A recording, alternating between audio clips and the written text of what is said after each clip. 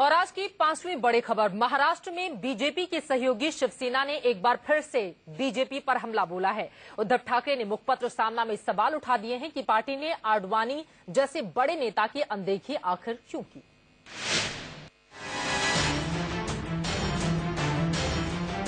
आडवाणी की सीट को लेकर बीजेपी में 3 दिनों तक किचकिच हुई तो पुराने साथी शिवसेना की भवें तन गई।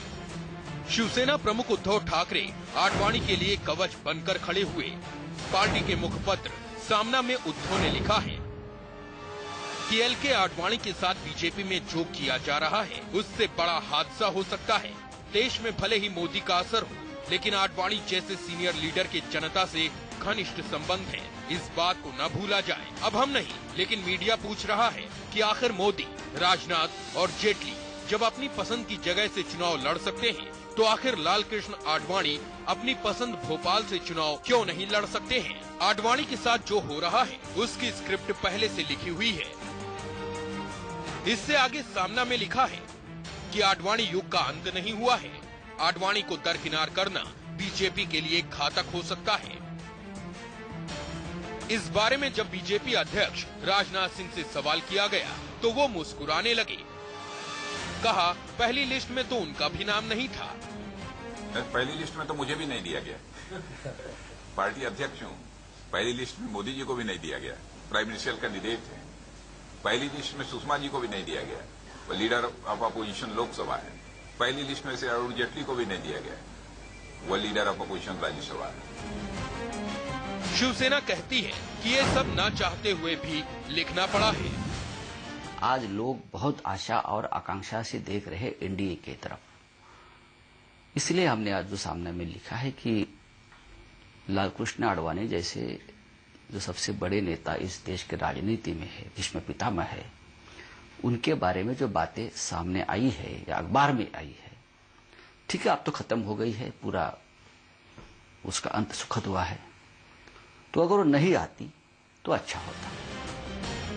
विरोधी पार्टियों ने भी कहा है कि शिवसेना के लेख में कुछ भी गलत नहीं लिखा है, लेकिन बीजेपी कहती है कि पार्टी में सब कुछ ठीक ठाक है। जब आप अपने ऐसे व्यक्ति को जिसने अपने 90 के और उसके बाद के दशक में पार्टी को बिल्ड किया, ठीक है, किया गलत किया सही किया हमारे हिसाब से वो अलग बात है, आप इस तरीके का उससे बर्ताव करेंगे तो फिर आप देश और देश के लोगों के साथ किस तरीके का बर्ताव करेंगे। आडवाणी जी कहाँ कुछ है, आडवाणी जी का दिन जो है लग चुका है और हमको लगता है कि आडवाणी जी अपना छीछा लेदर जो है करा रहे हैं। उनको राजनीति से संन्यास लेना चाहिए। 89 बरस उम्र हो गई, लंबी पारी उन्होंने राजनीति में खेली, अब उनको चाहिए क्या। सामना का ओपिनियन हो सकता है, सामना का मत भी हो सकता है। मेरा ऐसा मानना है कि बीजेपी में बुजुर्गों का सम्मान नहीं किया जाता, ये कहना गलत है। इसलिए सम्मान उनको जितना मिलना चाहिए पार्टी में सब लोग देते हैं। नरेंद्र मोदी से लेकर के सब कार्यकर्ता आडवाणी जी का सम्मान करते हैं, हमने बार बार देखा है। इसमें विद ड्यू रिस्पेक्ट मैं एक बात जोड़ना चाह रही हूँ, हम आडवाणी जी के मार्गदर्शन आज भी लेते हैं, आज भी चाहते हैं।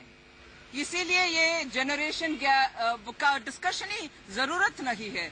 We take all advice and guidance and look up to Shri Advani ji even today. So where is this one खत्म होना, दूसरे शुरू होना, ये चर्चा अनावश्यक है। महाराष्ट्र में शिवसेना और बीजेपी के बीच हमेशा से नंबर 1 की लड़ाई रही है। इस वक्त बीजेपी एमएनएस के करीब भी आ गई है, जिसकी वजह से उद्धव कुछ कर तो नहीं पा रहे हैं, लेकिन रह रहकर उनके अंदर का गुबार फूट पड़ता है।